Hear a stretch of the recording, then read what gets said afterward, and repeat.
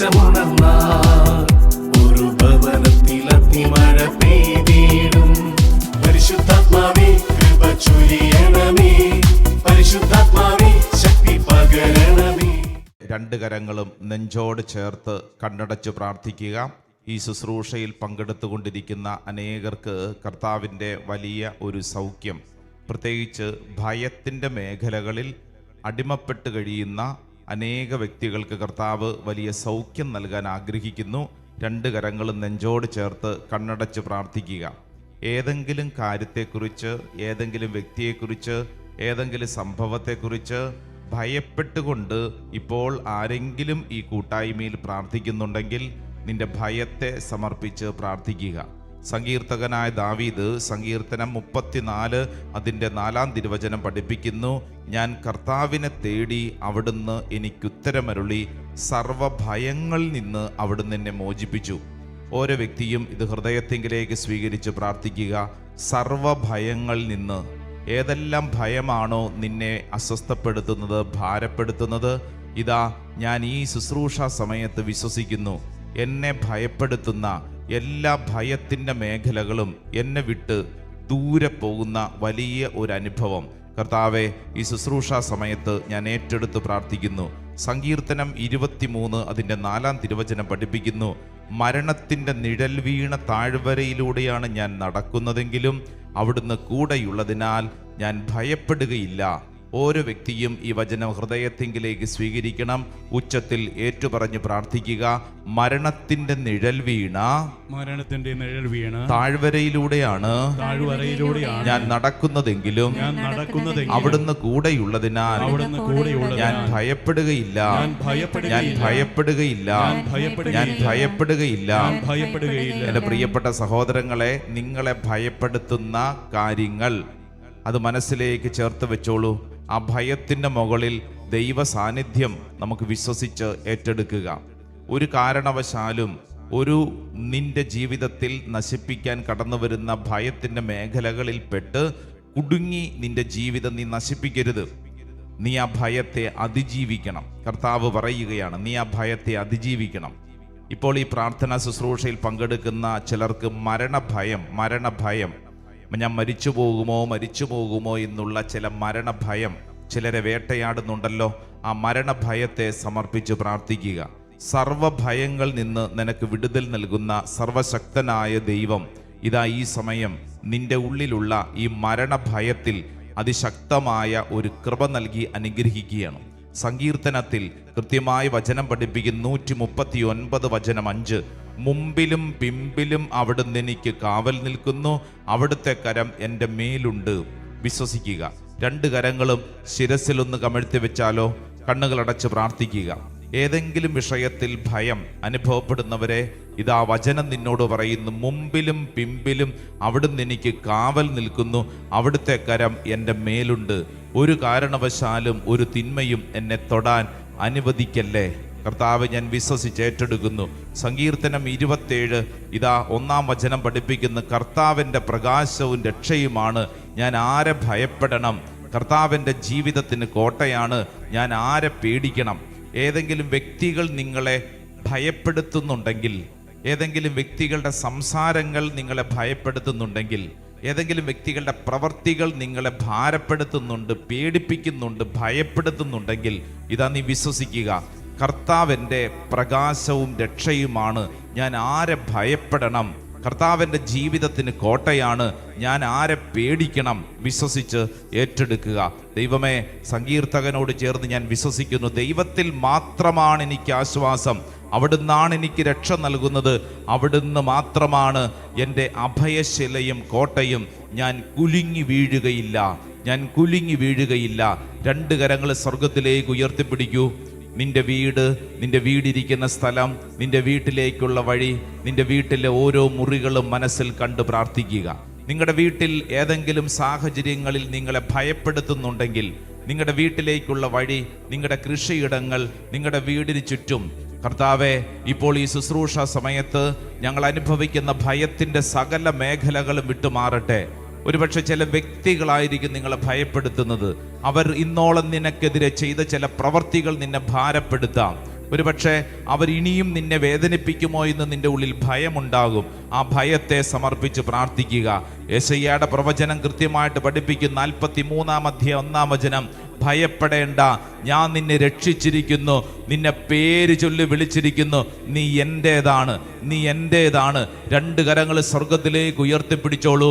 എൻ്റെ പ്രിയപ്പെട്ട സഹോദര സഹോദരി, ഭയത്തിൽ നിന്ന് രക്ഷ നേടാനുള്ള ഏറ്റവും വലിയ മാർഗമാണ് സ്വർഗത്തിൽ ആശ്രയിച്ചു കൊള്ളുക. സ്വർഗത്തിലേക്ക് നിന്റെ കരങ്ങൾ ഉയർത്തി സ്വർഗത്തിൽ ആശ്രയിക്കുക. നിന്നെ രക്ഷിക്കുന്ന ദൈവമുണ്ട്. നിന്റെ ജീവിതത്തെ കരം പിടിച്ച് നടത്തുന്നൊരു ദൈവമുണ്ട്. നീ ഒരിക്കലും നശിച്ചു പോകാൻ അനുവദിക്കാത്തൊരു ദൈവമുണ്ട്. നിന്റെ ജീവിതത്തിൽ തളർന്നു പോകാൻ അനുവദിക്കാത്തൊരു ദൈവമുണ്ട്. നീ ഇന്ന് അനുഭവിക്കുന്ന ഏത് തകർച്ചയുടെ മുമ്പിലും കർത്താവ് നിനക്ക് വേണ്ടി വലിയൊരു വഴി തുറന്ന് നിന്നെ അനുഗ്രഹിക്കും. 2 കരങ്ങൾ സ്വർഗത്തിലേക്ക് ഉയർത്തി, നാവ് തുറന്ന് ഹൃദയം തുറന്ന് ദൈവജനം ഒരുമിച്ച് ഇന്ന് നീ അനുഭവിക്കുന്ന സകല ഭയത്തിന്റെ മേഖലകളും, മക്കളെ ഓർത്ത് ഭയപ്പെടുന്ന മാതാപിതാക്കൾ ഇവിടെയുണ്ട്. എൻ്റെ മകന്റെ കാര്യം എന്താകും, എൻ്റെ മകളുടെ കാര്യം എന്താകും? നിന്റെ ഭയത്തിന്റെ നടുവിൽ ദൈവത്തിന്റെ ആത്മാവ് പ്രവർത്തിക്കട്ടെ. ജോലി മേഖലയെക്കുറിച്ച് ഭയപ്പെടുന്നവരുണ്ടല്ലോ. എൻ്റെ ഈ ജോലി നഷ്ടപ്പെട്ടു പോകുമോ? എൻ്റെ സാമ്പത്തിക മേഖലകൾ എന്താവും? എൻ്റെ ഭാവി എന്താകും? നിന്റെ സാമ്പത്തിക മേഖല, ജോലി മേഖല കർത്താവ് ക്രമീകരിക്കട്ടെ. ചില സൗഹൃദ ബന്ധങ്ങളെ ഓർത്ത് ഭയപ്പെടുന്നവരുണ്ടല്ലോ. എൻ്റെ ഈ കൂട്ടുകാരൻ നഷ്ടപ്പെട്ടു പോയേക്കുമോ? ഉള്ളിൻ്റെ ഉള്ളിൽ ഭയം. നിന്റെ ബന്ധങ്ങളെ പരിശുദ്ധാത്മാ വിശുദ്ധീകരിക്കട്ടെ. നിന്റെ ശുശ്രൂഷ ജീവിതത്തെ കർത്താവ് ബലപ്പെടുത്തട്ടെ. നീ ഒന്നിന്റെ മുമ്പിലും ഭയപ്പെടാൻ പാടില്ല. സർവശക്തൻ നിന്റെ കൂടെയുണ്ട്. നീ അത് വിശ്വസിക്കണം, ഏറ്റെടുക്കണം. ഓ ദൈവമേ, ഞങ്ങളിതാ വിശ്വസിച്ച് പ്രാർത്ഥിക്കുന്നു. സ്വർഗം തരുന്ന ശക്തി അത് പരിശുദ്ധാത്മാവാണ്. ആ പരിശുദ്ധാത്മാവ് നിത്യസഹായകനാണ്. നിന്റെ ജീവിതത്തിൽ ഇന്ന് അനുഭവിക്കുന്ന ഏത് തകർച്ചയെയും ഏത് ഭയത്തെയും അതിജീവിക്കാൻ ശക്തിയും ബലവും നൽകുന്ന സർവശക്തനായ ദൈവം വിശ്വസിച്ചോണം. പ്രത്യേകിച്ച് ഈ ശുശ്രൂഷ സമയത്ത് ദൂരങ്ങളിൽ ഇരുന്ന് പ്രാർത്ഥിക്കുന്നവരുണ്ടല്ലോ. നിങ്ങളെ ദൂരങ്ങളിൽ വിദേശ രാജ്യങ്ങളിൽ എത്തിച്ചിട്ടുണ്ടല്ലോ കർത്താവ്. അങ്ങനെയെങ്കിൽ വിശ്വസിക്കണം, ഒരു രാജ്യത്ത് ദൈവം നിന്നെ എത്തിച്ചിട്ടുണ്ടെങ്കിൽ അവിടെ ജീവിക്കാൻ ആവശ്യമായത് ദൈവം നിനക്ക് തരും. നിനക്കവിടെ ജോലി നഷ്ടപ്പെട്ടു പോയി, വിസയുടെ കാര്യത്തിൽ തടസ്സം, മുമ്പോട്ട് പോകാൻ പറ്റുന്നില്ല, എന്തു ചെയ്യണമെന്നറിയാതെ വിഷമിക്കുന്നുണ്ടാകും. ആരും നിന്നെ സഹായിക്കാനില്ലെന്ന് നിനക്ക് സങ്കടമുണ്ടാകും. നീ വിശ്വസിക്കണം, ഒരു ദേശത്ത് ദൈവം നിന്നെ എത്തിച്ചിട്ടുണ്ടെങ്കിൽ ആ ദേശത്ത് ജീവിക്കാൻ ആവശ്യമായത് ദൈവം നിനക്ക് തരും. 2 കരങ്ങളും ഉയർത്തിപ്പിടിച്ച് സകല ഭയങ്ങളുടെ മുകളില് ദൈവത്തിന്റെ ആത്മാവ് അത്ഭുതകരമായിട്ട് പ്രവർത്തിക്കട്ടെ. വിശ്വസിച്ച് കരങ്ങൾ ഉയർത്തി യേശുവേ എന്ന് വിളിച്ച് പ്രാർത്ഥിക്കട്ടെ. പ്രാർത്ഥിക്കുന്ന ഓരോരുത്തരും ഉണർവിന് വേണ്ടി, ഉന്മേഷത്തിന് വേണ്ടി കൈയടിക്കണം. ഭയത്തെ ഒരു കാരണവശാലും നിന്റെ ഉള്ളിൽ വെച്ച് പൊറുപ്പിക്കരുത്. ഭയത്തിന് കാരണമായ വസ്തുക്കളെ, വ്യക്തികളെ, സംഭവങ്ങളെ, സാഹചര്യങ്ങളെ ഇപ്പോൾ ഈ കൈയടിച്ച് പാടി പ്രാർത്ഥിക്കുമ്പോൾ നീ ബന്ധിച്ച് പ്രാർത്ഥിക്കണം. ഒരു കാരണവശാലും ഒരു തരത്തിലുള്ള ഭയത്തിന്റെ മുമ്പിലും ഞാൻ വീണുപോവില്ല. ദൈവത്തിന്റെ ആത്മാവിറങ്ങി വന്നു. ആമേൻ. മനുഷ്യകുമേൽ ആവസിച്ചു. നിറയണമേ, നിറയണമേ, പരിശുദ്ധാത്മാവേ നിറയണമേ. ആമേൻ. നിറയണമേ, നിറയണമേ, പരിശുദ്ധാത്മാവേ, പരിശുദ്ധാത്മാവേ നിറയണമേ. ആമേൻ, ആമേൻ. ദൈവത്തിന്റെ ആത്മാവിറങ്ങി വന്നു, മനുഷ്യർക്കുമേൽ ആവസിച്ചു. നിറയണമേ, നിറയണമേ, പരിശുദ്ധാത്മാവേ, പരിശുദ്ധാത്മാവേ നിറയണമേ. ചേർന്ന് പാടി. നിറയണമേ, നിറയണമേ, പരിശുദ്ധാത്മാവേ നിറയണമേ. ദൈവത്തിന്റെ ആത്മാവിറങ്ങി വന്നു, മനുഷ്യർക്കുമേൽ ആവസിച്ചു. നിറയണമേ, നിറയണമേ, പരിശുദ്ധാത്മാവേ നിറയണമേ. പഠിക്കേ. നിറയണമേ, നിറയണമേ, പരിശുദ്ധാത്മാവേ നിറയണമേ. 2 കരങ്ങൾ സ്വർഗത്തിലേക്ക് ഉയർത്തി ഒരൊറ്റ വിളി, പരിശുദ്ധാത്മാവേ, ആത്മാവേ, ദൈവത്തിന്റെ ആത്മാവ് ചലിക്കട്ടെ, ചലിക്കട്ടെ, ചലിക്കട്ടെ. ഓരോ വ്യക്തികളുടെ മേലെ പരിശുദ്ധാത്മാവ് ചലിക്കട്ടെ. ഓ ദൈവത്തിന്റെ ആത്മാവ് ഇപ്പോൾ ഈ ശുശ്രൂഷയിൽ പങ്കെടുക്കുന്ന ഓരോ വ്യക്തിയിലും ഒരു പുതിയ അഭിഷേകം, ഒരു പുതിയ ശക്തി വെളിപ്പെടട്ടെ. സകല തടസ്സങ്ങൾ കർത്താവിന്റെ ആത്മാവ് എടുത്തു മാറ്റട്ടെ. ആരാധന, ആരാധന, ആരാധന, ആരാധന, ആരാധന, ആരാധന. ആമേൻ. പ്രവചിച്ചതെല്ലാം പൂർത്തിയാക്കി ജോയൽ പ്രവാചകൻ വഴി അരുളി ചെയ്തു. പരിശുദ്ധാത്മാവിൽ നിറയും നിങ്ങൾ.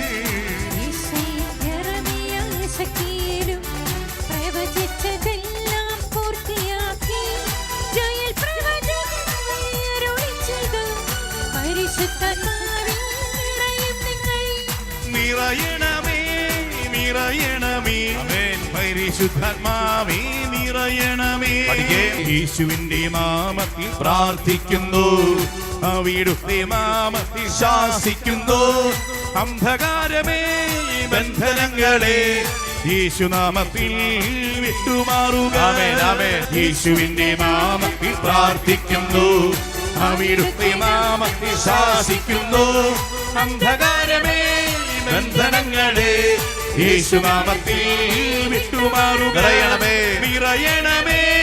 നിറയണമേ പരിശുദ്ധാത്മാവേ നിറയണമേ നിറയണമേ നിറയണമേ പരിശുദ്ധാത്മാവേ നിറയണമേ ചേർന്ന് നിറയണമേ നിറയണമേ പരിശുദ്ധാത്മാവേ നിറയണമേ ഓരോ ദൈവമക്കളും കരങ്ങൾ ഉയർത്തി ദൈവസന്നിധിയിലേക്ക് നിന്റെ നിലവിളികൾ ഉയർത്തി പ്രാർത്ഥിക്കട്ടെ. നിന്റെ ജീവിതത്തിൽ നീ അനുഭവിക്കുന്ന എല്ലാ തകർച്ചകളുടെ മേലും ദൈവത്തിന്റെ ആത്മാവ് അത്ഭുതകരമായിട്ട് പ്രവർത്തിക്കുന്ന സമയം കരങ്ങൾ ഉയർത്തി വിശ്വസിച്ച് പ്രാർത്ഥിക്കട്ടെ. ദൈവത്തിന്റെ ആത്മാവ് ഞങ്ങളെ ചലിപ്പിക്കട്ടെ. ഓ ദൈവത്തിന്റെ ശക്തിയെ ഞങ്ങളിലേക്ക് പ്രവഹിക്കട്ടെ. ആരാധന ആരാധന ആരാധന ആരാധന ആരാധന വിശ്വസിച്ച് പ്രാർത്ഥിക്കട്ടെ. യെശയ്യായുടെ പ്രവചനം 41-ാം അധ്യായം 13-ാം തിരുവചനം പഠിപ്പിക്കുന്നു. നിന്റെ ദൈവവും കർത്താവുമായി ഞാൻ നിന്റെ വലതു കൈ പിടിച്ചിരിക്കുന്നു. ഞാനാണ് പറയുന്നത്, ഭയപ്പെടേണ്ട, ഞാൻ നിന്നെ സഹായിക്കൂ. ദൈവം നിന്നെ സഹായിക്കൂ.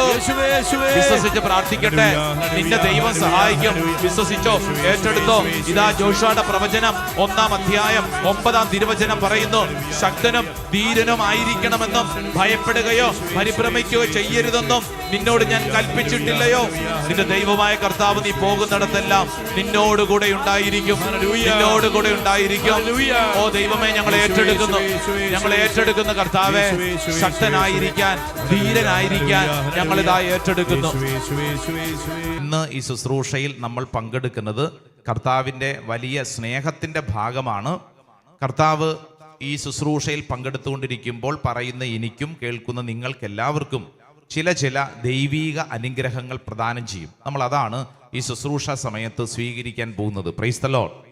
Hallelujah, hallelujah, hallelujah. പ്രിയപ്പെട്ടവരെ, ഇപ്പോൾ നമ്മൾ വളരെ പ്രധാനപ്പെട്ട ഒരു കാര്യം, കുടുംബ ബന്ധങ്ങളിൽ ശ്രദ്ധിക്കേണ്ട വളരെ പ്രധാനപ്പെട്ട ഒരു വിഷയം തിരുവചനത്തിന്റെ വെളിച്ചത്തിൽ നമ്മൾ പഠിച്ച് പ്രാർത്ഥിക്കാൻ പോവാണ്.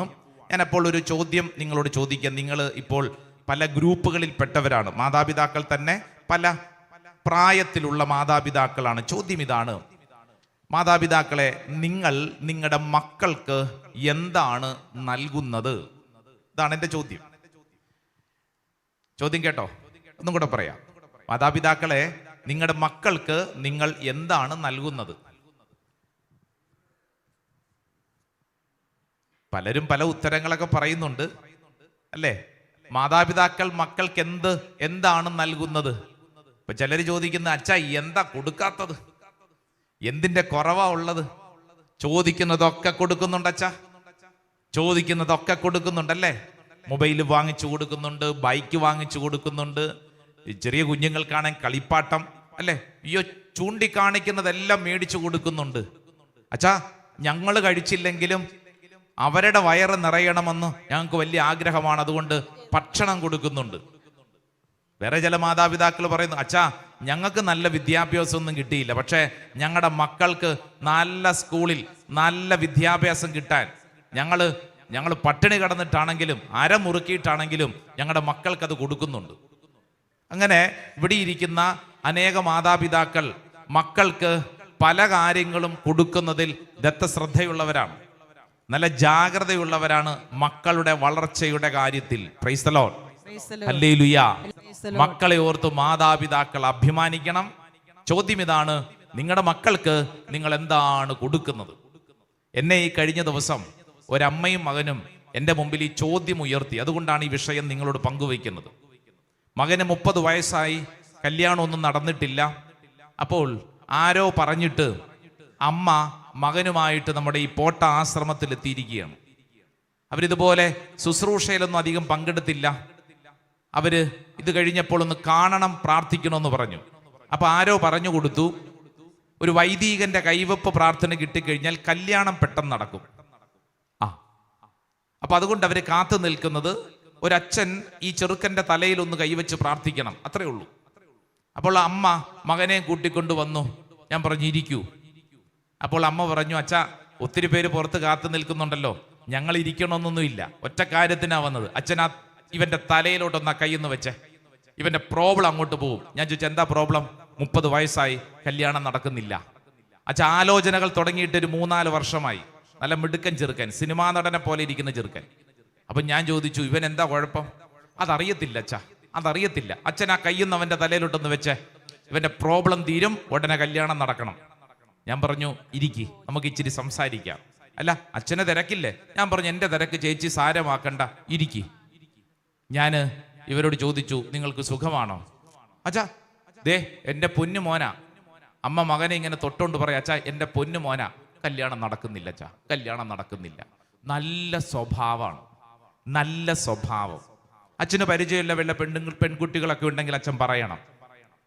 അത് നല്ല പാവാണ് അച്ഛാ, പാവം. എൻ്റെ മോൻ പാവമാണ്, നല്ല തങ്കപ്പെട്ട സ്വഭാവം. ഞാൻ അപ്പം അവൻ്റെ മുഖത്തോട്ട് നോക്കി, അവനൊന്നും അധികം മിണ്ടുന്നില്ല. അപ്പം ഞാൻ ഇവനെ മൊത്തത്തിലൊന്ന് നോക്കിയപ്പോഴത്തേക്ക് ഇച്ചിരി ക്ഷീണം, ആത്മീയമായ ഒരു സ്പിരിച്വൽ വീക്ക്നെസ് ഒക്കെ ഇവൻ്റെ മുഖത്തുണ്ട്. അപ്പോൾ ഞാൻ ഇവനെ മൊത്തത്തിൽ നോക്കിയപ്പോഴത്തേക്ക് ചില കാഴ്ചകളൊക്കെ കണ്ടതിൽ ഒരു കാഴ്ച, ഇവൻ്റെ കയ്യിലൊക്കെ ഈ ടാറ്റു അടിച്ചിട്ടുണ്ട്, പച്ച കുത്തിയിട്ടുണ്ട്. അപ്പം ഞാൻ ചോദിച്ചു ഇതെന്തുവാ? അതിനും അമ്മയാണ് മറുപടി, ഓ അതെ അത് പിള്ളേരല്ലേ അച്ഛാ, പിള്ളേരല്ലേ, എന്തോ ഒരു ടാറ്റു അല്ലേടാ മോനെ, ടാറ്റു അതൊക്കെ ഉള്ള അച്ഛാ, അതൊന്നും സാരമില്ല. ഞാൻ പറഞ്ഞു സാരം ഉണ്ടല്ലോ, ഇതെന്തോടാ അടിച്ചിരിക്കുന്നേ? മകനോട് നിർബന്ധിച്ച് വീണ്ടും ചോദിച്ചപ്പോഴാണ് മകൻ പറഞ്ഞു ഇത് ഇങ്ങനെയാണ്, അതങ്ങനെയാണ്, അതിങ്ങനെയാണ്, അവിടെ ഒരു ഫുട്ബോള്, ഇവിടെ ഒരു പാമ്പ്, ഇവിടെ ഇങ്ങനെ കുറേ സാധനം അടിച്ചു വെച്ചിരിക്കുക. അപ്പം നമ്മൾക്ക് ഒരു കാര്യം മനസ്സിലായി, ഇവൻ ഇങ്ങനെയുള്ള ഈ പരിപാടിക്കൊക്കെ പോയിട്ടുണ്ട്, അല്ലെങ്കിൽ ഇവൻ ഈ ടാറ്റു അടിക്കുന്നതിൻ്റെയൊക്കെ ഒരു പശ്ചാത്തലം ഇവനുണ്ട് എന്നെനിക്ക് മനസ്സിലായി. അപ്പം ഞാൻ ഇതിനെക്കുറിച്ച് വീണ്ടും ഒന്ന് ചോദിക്കാമെന്ന് കരുതിയപ്പോൾ അമ്മ എന്നോട് അച്ഛാ പാവാ അച്ഛാ, ഓ ഇവനിപ്പോൾ ഇന്നാളെങ്ങോട്ട് ടാറ്റു അടിച്ചെന്നൊക്കെ പറഞ്ഞോണ്ട് അതൊന്നും സാരയില്ല അച്ഛാ, അതൊന്നും സാരയില്ല അച്ഛാ. ഞാൻ ചോദിച്ചു നിങ്ങൾ ധ്യാനം വല്ലതും അടുത്തെങ്ങാനും കൂടിയിട്ടുണ്ടോ? പിന്നെ ധ്യാനമൊക്കെ ഞങ്ങൾ കൂടുന്നവരാ അച്ഛാ, ഞങ്ങൾ ധ്യാനമൊക്കെ കൂടുന്നവരാ. ഞാൻ ചോദിച്ചു എന്നാണ് അവസാനമായിട്ട് ദേ ഈ മകൻ ധ്യാനം കൂടിയത്? അമ്മയല്ല മകൻ കൂടിയതെന്നാ. അയ്യോ അച്ഛാ ഞങ്ങൾ പള്ളിയോടും ധ്യാന കേന്ദ്രങ്ങളോടൊക്കെ ബന്ധമുള്ളതാ. ഞാൻ പറഞ്ഞു ശരി, എൻ്റെ ചോദ്യത്തിന് ഉത്തരം പറഞ്ഞില്ലല്ലോ. ചോദ്യം ഇതാണ്, അവസാനമായിട്ട് ഈ മകൻ ധ്യാനം കൂടിയതെന്നാ? അപ്പോൾ ഉടനെ അമ്മയും മകനും കൂടെ ചർച്ച തുടങ്ങി എൻ്റെ മുമ്പിൽ ഇരുന്നുകൊണ്ട്. അപ്പോൾ അവർക്ക് കണ്ടുപിടിക്കാൻ പറ്റുന്നില്ല എന്നാണ് ധ്യാനം കൂടിയതെന്ന്. അവസാനം അവർ കണ്ടുപിടിച്ചു, 8ാം ക്ലാസ്സിൽ പഠിക്കുമ്പോൾ ഇടവകയിൽ നിന്ന് കുട്ടികളെല്ലാവരെയും കൂടെ കൂട്ടിക്കൊണ്ട് ഏതോ ഒരു ക്രിസ്ത്യൻ ധ്യാനത്തിൽ പങ്കെടുത്തിട്ടുണ്ട്. ഇതാണ് ആകപ്പാടെ മകൻ ധ്യാനം കൂടിയിട്ടുള്ളത്. കണ്ടുപിടുത്തമാണ്. മകൻ 8ാം ക്ലാസ്സിൽ പഠിക്കുമ്പോൾ ഇടവകയിൽ നിന്ന് എല്ലാ കുട്ടികളെയും കൊണ്ടുപോയി ഒരു ധ്യാനം. അതിനപ്പുറം ഒരു ധ്യാനം കൂടിയിട്ടില്ല.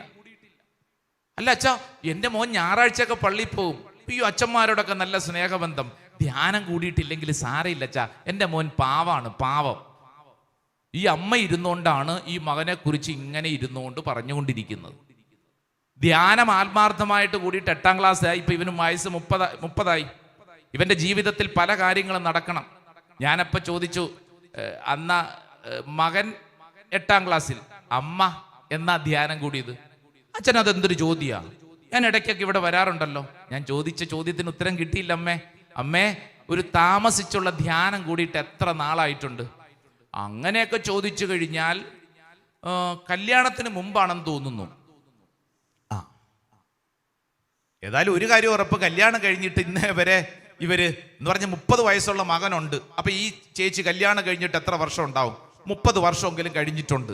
കല്യാണത്തിന് മുമ്പ് എപ്പോഴോ ഒരു ധ്യാനം കൂടിയിട്ടുണ്ടെന്ന് സംസാരിച്ച് വന്നപ്പോൾ എനിക്കൊരു കാര്യം മനസ്സിലായി, മകനെ പൊന്നുപോലെ അമ്മ വളർത്തുന്നുണ്ട്, കൊടുക്കേണ്ടതൊന്നും കൊടുക്കുന്നില്ല. അവൻ പാവാണെന്നും പറഞ്ഞുകൊണ്ട് അവനെയും കൊണ്ട് നടക്കുന്നുണ്ട്, നല്ല മിടുക്കനായ മകനാണ്. പക്ഷേ അവന്റെ വളർച്ചയിൽ ഇച്ചിരി ഏറ്റക്കുറച്ചിലുകളുണ്ട്. ഞാൻ ആ അമ്മയുടെ മുഖം ഇവിടെ നിന്നുകൊണ്ട് നിങ്ങളോട് പങ്കുവെക്കുമ്പോൾ എൻ്റെ മാതാപിതാക്കളെ ചോദ്യം, നിങ്ങളുടെ മക്കൾക്ക് നിങ്ങൾ എന്താണ് കൊടുക്കുന്നത്? നിങ്ങൾ കൊടുക്കുന്നത് നിങ്ങളുടെ മക്കൾക്ക്? കല്യാണം കഴിഞ്ഞ പെണ്ണ് സങ്കടവും ഭാരവുമായിട്ട് എത്തി. ഈ പെണ്ണ് പറഞ്ഞു, അച്ഛാ ഞാൻ കല്യാണം കഴിച്ച ചെറുക്കൻ. ഞാൻ പറഞ്ഞു നല്ലതല്ലേ, വിവാഹ ജീവിതം കുടുംബ ജീവിതം ശരിയാ, പക്ഷെ അച്ഛാ ഞാൻ താമസിക്കുന്നത് എൻ്റെ ഭർത്താവിൻ്റെ കുടുംബത്തിലാണ്. ഞാൻ പറഞ്ഞു അതെ എനിക്കറിയാം, സന്തോഷമായിട്ടല്ലേ ജീവിക്കുന്നത്. അച്ഛാ പുറത്ത് പറയാൻ പറ്റത്തില്ല, അമ്മയുടെ കൂടെയാ രാത്രി മകൻ കിടക്കുന്നത്. അമ്മയുടെ കൂടെയാണ് ഇത്രയും നാളും കിടന്നത്. കല്യാണം കഴിഞ്ഞിട്ട് ഈ ചെറുക്കൻ അമ്മയുടെ കൂട്ടത്തിൽ അമ്മയുടെ കട്ടിലേ കിടക്കുള്ളൂ. ഈ പെണ്ണ് എന്നോട് ചോദിക്കും, അച്ഛാ ഞാൻ എന്തിനാ കല്യാണം കഴിച്ചത്? അമ്മ പറയുന്ന വരയ്ക്കപ്പുറത്തേക്ക് മകൻ ചാടത്തില്ല. അമ്മ ചെറുക്കനാ, അവൻ ഇങ്ങനെ അമ്മ തീരുമാനിക്കും. എന്ത്? കല്യാണം കഴിച്ച പെണ്ണിനോട് സംസാരിക്കണമെങ്കിൽ അമ്മ തീരുമാനിക്കണം. രാത്രി കിടക്കുന്നത് അമ്മയുടെ കട്ടിലാണ്. അപ്പൊ ഇത് ഈ പെണ്ണ് ചോദ്യം ചെയ്തപ്പോ പറഞ്ഞു, അത് എനിക്ക് ഉറക്കം കിട്ടണമെങ്കിൽ എൻ്റെ അമ്മയുടെ കൂടെ പോയി കിടന്നെങ്കിൽ എനിക്ക് ഉറക്കം കിട്ടുള്ളൂ. ചെറുപ്പകാലം മുതൽ ഞാൻ അങ്ങനെയാ വളർന്നത്. കാര്യമൊക്കെ ശരിയാ. ഇങ്ങോട്ട് നോക്കിക്കേ, ഞാനിതൊക്കെ പറയുമ്പോഴത്തേക്ക് നിങ്ങൾ അത്ഭുതപ്പെടുകയൊന്നും വേണ്ട. അയ്യോ അങ്ങനെയുള്ള ചെറുക്കന്മാരുണ്ടോ? ഉണ്ടെന്ന്. ഒന്നൊന്നും അല്ല, ഇഷ്ടം പോലെ കേസുകളുണ്ട്. മാതാപിതാക്കളെ, നിങ്ങളുടെ മക്കൾക്ക് നിങ്ങൾ എന്ത് സമ്മാനം കൊടുക്കുന്നു, എന്ത് ജീവിതം കൊടുക്കുന്നു, നിങ്ങൾ എന്താണ് അവർക്ക് പകർന്നു കൊടുക്കുന്നത്?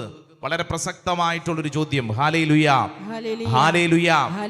ഒരു ചാണക്യ ടിപ്പുണ്ട്, ചാണക്യ സൂത്രം എന്നൊക്കെ പറയും. വളർച്ചയിൽ പേരൻസ് ശ്രദ്ധിക്കേണ്ട വളരെ കുഞ്ഞു കാര്യം. അതായത് 5 വയസ്സ് വരെയുള്ള കുഞ്ഞുങ്ങൾക്ക് നിങ്ങൾ ഇഷ്ടമുള്ളതൊക്കെ വാങ്ങിച്ചു കൊടുത്തോ. 5 വയസ്സ് വരെയുള്ള കുഞ്ഞുങ്ങൾക്ക് നിങ്ങൾ ഇഷ്ടമുള്ളത് വാങ്ങിച്ചു കൊടുത്തോ. അവരെ പൊന്നുപോലെ നോക്കണം. 5 വയസ്സ് മുതൽ 15 വയസ്സ് വരെ ശ്രദ്ധിച്ച് കേൾക്കണം. അച്ചടക്കം പഠിപ്പിക്കേണ്ട പ്രായമാണ്. 5 വയസ്സ് മുതൽ 15 വയസ്സ് വരെ എഴുന്നേറ്റ് കഴിഞ്ഞാൽ ബെഡ്ഷീറ്റ് മടക്കി വെക്കാൻ മകനെ മകളെ പഠിപ്പിക്കണം. ഭക്ഷണം കഴിച്ചു കഴിഞ്ഞാൽ പാത്രം കഴുകാൻ മകനെ മകളെ പഠിപ്പിക്കണം. അവർ ധരിക്കുന്ന വസ്ത്രങ്ങൾ അറ്റ്ലീസ്റ്റ് വാഷിംഗ് മെഷീനെങ്കിൽ ഇടാനെങ്കിൽ അവരെ പഠിപ്പിക്കണം.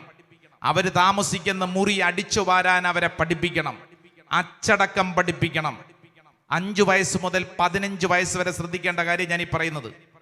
15 വയസ്സ് മുതൽ മുകളിലോട്ട് നിങ്ങളുടെ മക്കളെ നിങ്ങളൊരു ഫ്രണ്ടിനെ പോലെ, സുഹൃത്തിനെ പോലെ കൈകാര്യം ചെയ്യണം.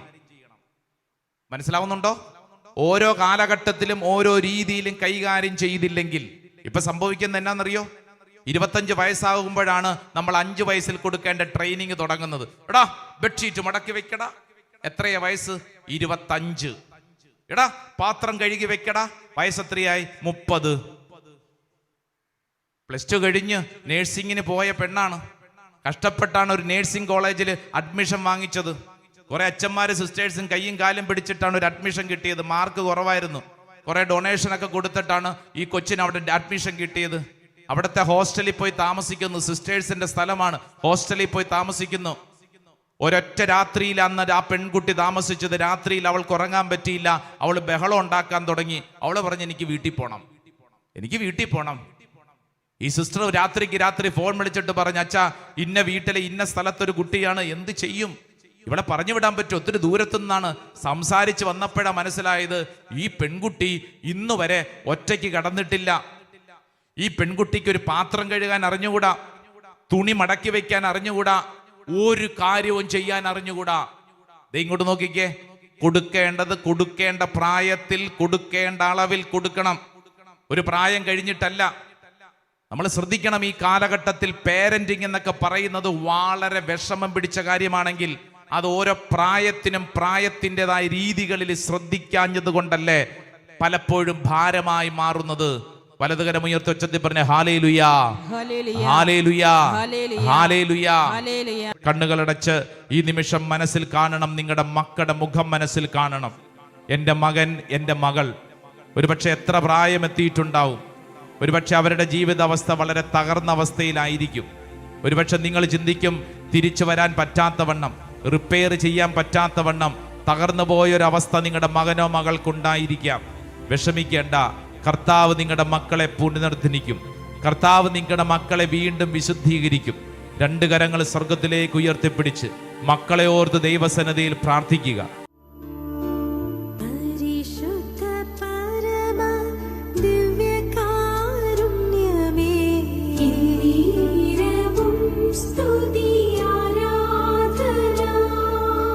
കുടുംബത്തെ സ്നേഹിക്കുന്ന പരിശുദ്ധ പരമാ ദിവ്യകാരുണ്യ ഈശോയ്ക്ക് നേരവും ആരാധനയും സ്തുതിയും പുകഴ്ചയും ഉണ്ടായിരിക്കട്ടെ. എന്നും ദൈവസ്നേഹത്തിൽ വളരാൻ ഞങ്ങളുടെ കുടുംബത്തെ നയിക്കുന്ന പരിശുദ്ധ പരമ ദിവ്യകാരുണ്യ ഈശോയ്ക്ക് നേരവും ആരാധനയും സ്തുതിയും പുകഴ്ചയും ഉണ്ടായിരിക്കട്ടെ. കണ്ണുകളടച്ച് കരങ്ങൾ കൂപ്പി പരിശുദ്ധ അൾത്താരയിലേക്ക് നിങ്ങളുടെ മക്കളെ സമർപ്പിച്ച് പ്രാർത്ഥിക്കുക. മക്കളെ, മാതാപിതാക്കളെ ഓർത്ത് പ്രാർത്ഥിക്കുക. ഈ പരിശുദ്ധ അൾത്താര ഓരോ വ്യക്തിയോടും വളരെ പ്രധാനപ്പെട്ട ചില ചോദ്യങ്ങൾ ചോദിക്കുകയാണ്. പ്രത്യേകിച്ച് മാതാപിതാക്കളോടാണ് ചോദ്യം.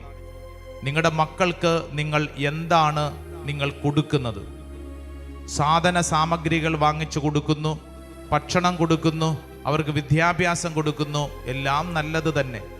എന്നാൽ നിങ്ങളുടെ മക്കൾക്ക് കൊടുക്കേണ്ടത് കൊടുക്കുന്നുണ്ടോ? മക്കളെ വളർത്തുന്നതിൽ നിങ്ങൾക്ക് ഏതെങ്കിലും തരത്തിലുള്ള പരാജയങ്ങൾ സംഭവിച്ചിട്ടുണ്ടോ? ദൈവത്തിനു മുമ്പിൽ ആ മേഖലകൾ സമർപ്പിച്ച് പ്രാർത്ഥിക്കുക. പലപ്പോഴും മക്കൾക്ക് പറഞ്ഞു കൊടുക്കേണ്ട കാര്യങ്ങൾ പറഞ്ഞു കൊടുക്കാതെ അവരുടെ ഇഷ്ടത്തിനും അവരുടെ തോന്നിവാസത്തിനും വളർത്തി മക്കൾ ഇന്ന് വളർന്നു കഴിയുമ്പോൾ വല്ലാണ്ട് സങ്കടപ്പെടുന്ന, ഭാരപ്പെടുന്ന അനേക മാതാപിതാക്കളുണ്ട്. മക്കളെ ഓർത്തുകൊണ്ട് ദിവസവും കരയുന്ന മാതാപിതാക്കളുണ്ട്. മക്കൾക്ക് വേണ്ടി ദിവസവും പോലീസ് സ്റ്റേഷനും കോടതിയും കയറിയിറങ്ങേണ്ട ഗതികേടി വന്നിട്ടുള്ള മാതാപിതാക്കളുണ്ട്. മാതാപിതാക്കൾ മക്കളുടെ വേണ്ടി മറ്റുള്ളവരുടെ മുമ്പിൽ നാണം കെടുകയും അപമാനിക്കപ്പെടുകയും ചെയ്യുന്ന അനുഭവങ്ങളുണ്ട്. ഈ ശുശ്രൂഷ സമയത്ത് എൻ്റെ പ്രിയപ്പെട്ട മാതാപിതാക്കളെ, പ്രത്യേകിച്ച് നിങ്ങളുടെ മക്കളുടെ അവസ്ഥ എന്തു തന്നെയുമായിക്കൊള്ളട്ടെ, ഇതാ കർത്താവ് പറയുന്നു, നിനക്ക് മകനെയും മകളെയും തന്നത് അവരെ വിശുദ്ധിയിലും ദൈവിക ശുശ്രൂഷയിലും വളർത്താനല്ലേ. സംഭവിച്ച ഓരോ പാളിച്ചകളെയും ഓർത്ത് മാപ്പ് ചോദിച്ചു പ്രാർത്ഥിക്കുക. നമ്മുടെ വാക്കും സംസാരവും പ്രവൃത്തിയും വഴി നമ്മുടെ മക്കൾക്ക് നമ്മൾ നന്മ പകർന്നു കൊടുക്കാതെ അവരുടെ ഉള്ളിലെ തിന്മയാണ് കൊടുത്തിട്ടുള്ളതെങ്കിൽ മാപ്പ് ചോദിക്കുക. മാപ്പ് ചോദിക്കുന്നതിൻ്റെ ഭാഗമായി സാധിക്കുന്ന മാതാപിതാക്കളെ നിങ്ങളൊന്ന് കുനിഞ്ഞ് നിങ്ങളുടെ ശിരസ്സൊന്ന് നിങ്ങളായിരിക്കുന്നിടങ്ങളിൽ ആ തറയിലൊന്ന് മുട്ടിച്ച് തമ്പുരാനെ മാപ്പ് ചോദിച്ചു പ്രാർത്ഥിക്കുന്നു. എൻ്റെ മകനെയും മകളെയും വളർത്തുന്ന കാര്യത്തിൽ എനിക്ക് വന്ന വീഴ്ചകൾ ഓർത്തുകൊണ്ട് മാപ്പ് ചോദിച്ചു പ്രാർത്ഥിക്കുന്നു. ഈ പരിശുദ്ധ അൾത്താരയുടെ മുമ്പിൽ ഞാൻ വിശ്വസിച്ച് പ്രാർത്ഥിക്കുന്നു. എൻ്റെ കുടുംബത്തെ പീഡിപ്പിക്കുന്ന നാരക ശക്തികളെ, എൻ്റെ കുടുംബത്തെ പീഡിപ്പിക്കുന്ന നശിപ്പിക്കുന്ന തിന്മയുടെ അരാജകത്വങ്ങളെ യേശുവിൻ്റെ നാമത്തിൽ തിരു രക്തത്തിൻ്റെ ശക്തിയിൽ, തിരു കുരിശിൻ്റെ ശക്തിയിൽ ഞങ്ങൾ കൽപ്പിച്ച് പ്രാർത്ഥിക്കുന്നു. ഞങ്ങൾ കൽപ്പിച്ച് പ്രാർത്ഥിക്കുന്നു. സകല തിന്മയുടെ നാരക ശക്തികൾ വിട്ടുപോവട്ടെ. ഒരു പുതിയ അഭിഷേകം സംഭവിക്കപ്പെടട്ടെ. ഇപ്പോൾ ഇവിടെ നിന്ന് പ്രാർത്ഥിക്കുമ്പോൾ നിന്റെ വീട്ടിലോട്ട് കടന്നു വരട്ടെ. തടസ്സങ്ങൾ കർത്താവ് മാറ്റട്ടെ. ദൈവിക ശക്തി വെളിപ്പെടട്ടെ. രണ്ട് കരങ്ങൾ സ്വർഗത്തിലേക്ക് ഉയർത്തി യേശുവേ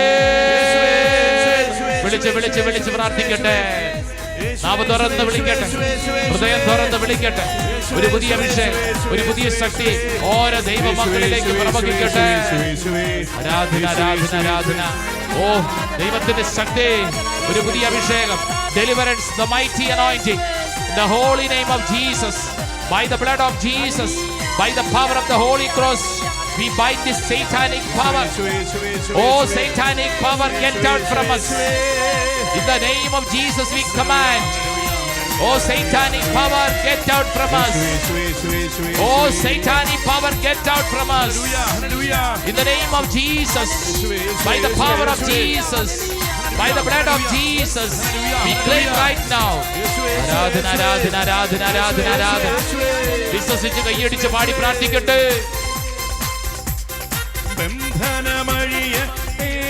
കെട്ടുകൾ പൊട്ടട്ടെ.